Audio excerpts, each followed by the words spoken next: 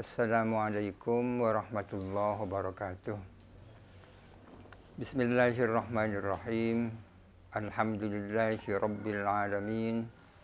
Wassalatu wassalamu ala asyrafil anbiya'i wal mursalin Sayyidina Muhammadin sallallahu alaihi wasallam wa ala alihi wa sahbihi ajma'in, amma ba'du.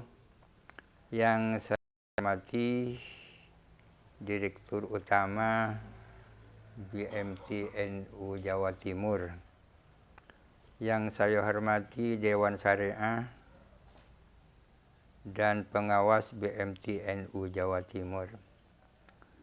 Secara khusus yang terhormat Nyai Adisa Wahid, yang saya hormati Dinas Koperasi Jawa Timur, yang saya hormati PCNU, MIC se-Jawa Timur, seluruh anggota BMT NU Jawa Timur. Pertama-tama saya menyampaikan selamat, sukses dan berkah kepada BMT NU Jawa Timur yang sekarang ini sedang melaksanakan rapat anggota tahunan, ya. Dengan harapan mudah-mudahan tambah berkah, tambah memberikan manfaat kepada umat, khususnya umat yang berada di Jawa Timur. Saya sedikit tahu tentang sejarah daripada BMT NU Jawa Timur ini. Pada awalnya ini adalah BMT NU Gapura, ya. Didirikan dengan modal yang sangat kecil, ya. Bukan hanya kecil tapi sangat kecil. Kalau tak keliru modalnya dulu sekitar 400.000, ya. Akan tetapi suatu hal yang perlu disyukuri, BMT yang semula hanya berada dalam level kecamatan sekarang naik berlevel Jawa Timur provinsi, sehingga bernama BMT NU Jawa Timur, dengan modal yang cukup besar, kalau tidak keliru sekitar 700 miliar, ya. Dan yang tak kalah pentingnya, BMT Jawa Timur ini semakin lama semakin menunjukkan jati dirinya sebagai bank syariah, ya. Karena kita tahu BMT NU Jawa Timur ini merupakan bagian daripada bank syariah. Perbankan syariah merupakan bagian daripada ekonomi syariah. Fikih ekonomi di dalam Islam merupakan bagian daripada fikih muamalat. Kita tahu bahwa fikih muamalat memiliki prinsip-prinsip yang berbeda daripada fikih ibadat. Salah satu prinsip dari fikih ibadat bahwa fikih ibadat itu sangat ketat. Kalau tidak ada dasarnya, tidak ada dalilnya yang kuat, baik dari Al-Quran maupun As-Sunnah, seseorang tidak bisa melakukan kreativitas dengan mengada-adakan sendiri persoalan ibadah ini. Sementara persoalan muamalat adalah sebaliknya.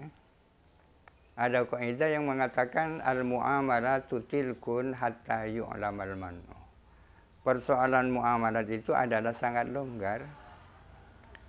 Sangat longgar artinya untuk melakukan praktek muamalah tidak perlu ditemukan dalil-dalil yang membolehkan. Yang penting tidak ditemukan dalil yang melarang.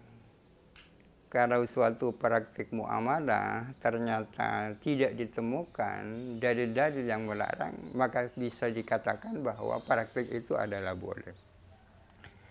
Ada beberapa prinsip agar supaya praktek muamalat ini menjadi sah, khususnya yang menyangkut dengan persoalan ukut akad-akad ya.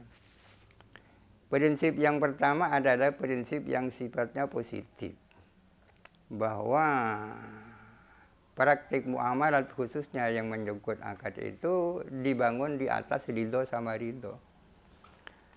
Artinya kalau terjadi akad antara kedua belah pihak, maka ada prinsip yang tidak boleh ditawar-tawar, kedua belah pihak harus sama-sama ridho. Tapi adanya saling ridho saja tak cukup, karena di situ ada prinsip-prinsip yang sifatnya negatif. Tidak boleh begini, tidak boleh begini, dan seterusnya. Misalnya yang pertama, tidak boleh mengandung unsur riba. Meskipun sudah ada saling ridho, kalau di situ unsur riba ya tetap tidak halal dan tidak sah.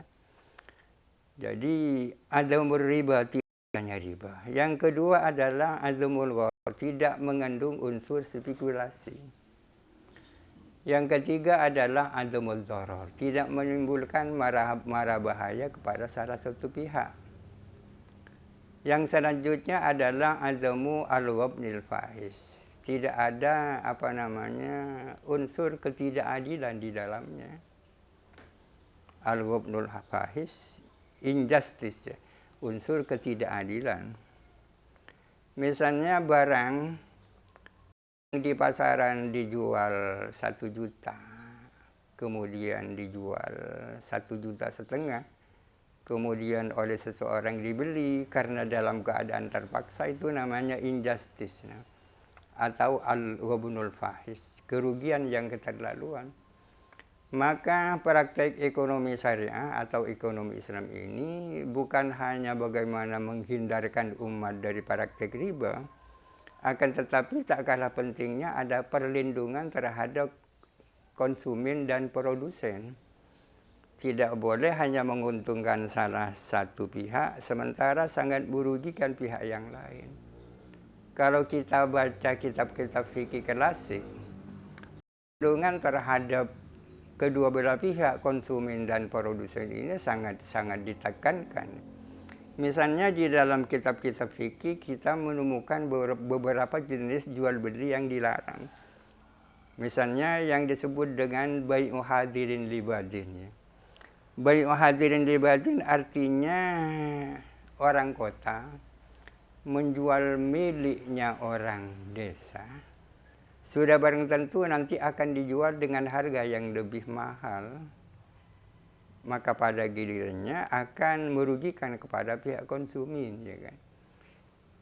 Yang seandainya dijual sendiri oleh produsen yang datang dari kota akan dijual dengan harga standar, akan tetapi ketika diserahkan kepada orang kota, ia akan dijual dengan harga di atas standar.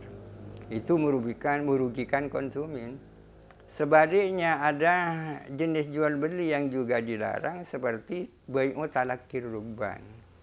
Bai'u talaqqir rukban itu orang kota menjemput orang-orang desa yang ingin menjual barang produksinya berupa barang-barang pertanian ke kota. Sebelum mereka masuk ke kota, mereka sudah ada yang menyambut dari orang-orang kota. Dan di situ terjadi transaksi jual beli, sementara orang-orang desa yang hendak menjual barangnya di kota belum tahu harga yang sesungguhnya di kota. Ini merugikan pihak konsumen. Sekali lagi bahwa perbankan syariah termasuk di dalamnya adalah BMT NU Jawa Timur ini, visinya bukan hanya semata-mata menjauhkan umat daripada praktek riba, akan tetapi juga menciptakan keadilan dalam bentuk perlindungan terhadap produsen dan konsumen. Mudah-mudahan masyarakat tambah berkah, ya, tambah berkah material dan spiritual. Spiritual artinya praktek yang dilakukan tidak melanggar syariah.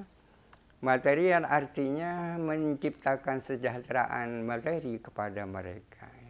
Mudah-mudahan apa yang kita harapkan ini benar-benar terwujud di dalam kenyataan. Mungkin ini yang bisa saya sampaikan, mudah-mudahan bermanfaat. Kurang lebihnya mohon maaf. Assalamualaikum warahmatullahi wabarakatuh.